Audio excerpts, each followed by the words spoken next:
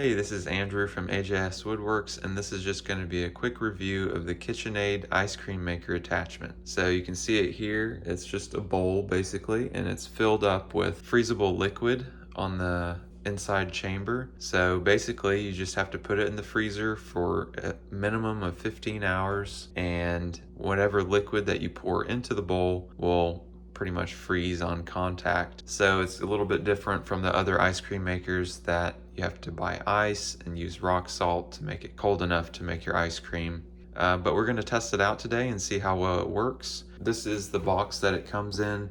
It's a little bit of an expensive ice cream maker, depending on what kind of ice cream maker you're used to. This one is a little bit of a midline at around $90. So it's a little expensive, especially for just basically a bowl that has a freezing liquid inside, but we're gonna see how well it works and see how good the ice cream is. So of course, if you don't have a KitchenAid mixer, this probably isn't the best option for you unless you want a good excuse to buy one. But for the price, hopefully this will be a little bit cheaper in the long run without having to buy ice and rock salt, which can actually be kind of expensive depending on how much ice cream you make. Inside the box also, you have the dasher attachment, which basically is just going to stir your ice cream. And then you also have the assembly, so that's just going to slide onto your KitchenAid and attach to your dasher. So I'll give a quick tutorial on how to assemble it, and then we'll get to making ice cream. To attach the assembly, you get your motor assembly piece, raise up your KitchenAid, and then take the wide opening side and slide it on to your drive shaft. And then you can take the dasher and put it inside of your bowl, and then place your bowl onto your KitchenAid and lock it in place.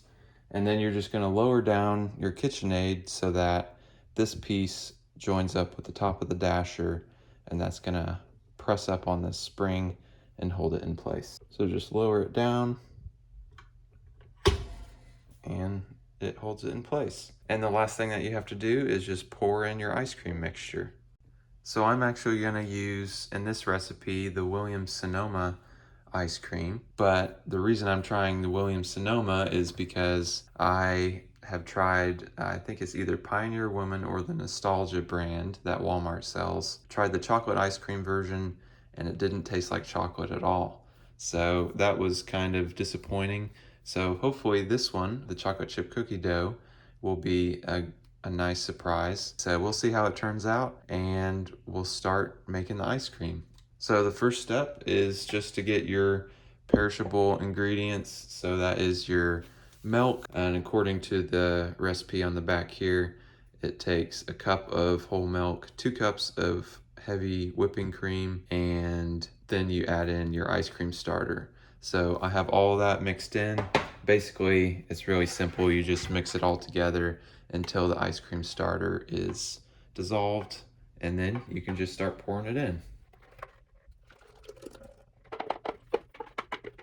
All right, so now I have the ice cream mix poured into the bowl.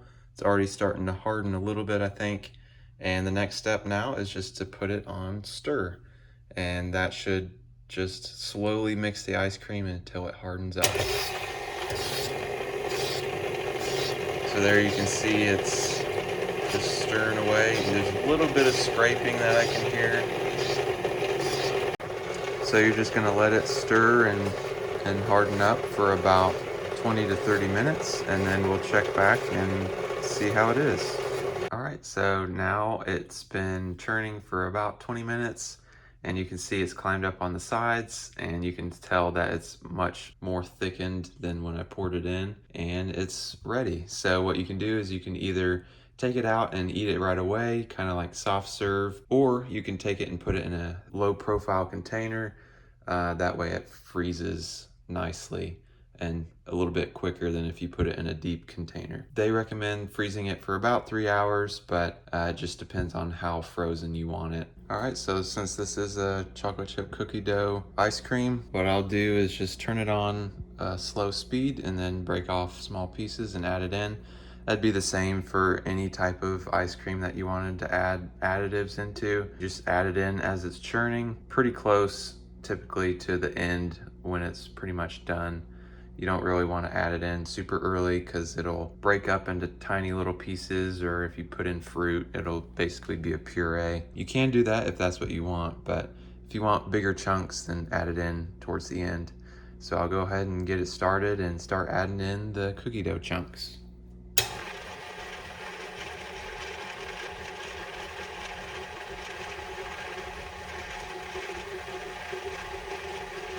That's about it. You can see the outside of the bowl is starting to sweat, probably melted quite a bit since it's been out for over a half an hour now. So you probably wouldn't be able to make a second batch of ice cream very well right away, but if you are efficient with your time, you may be able to squeeze out 2 batches of ice cream with just 1 freeze. That's maybe something that I try in the future just to see if it's possible. But for now, that's just how to make ice cream with the KitchenAid Ice Cream Maker attachment.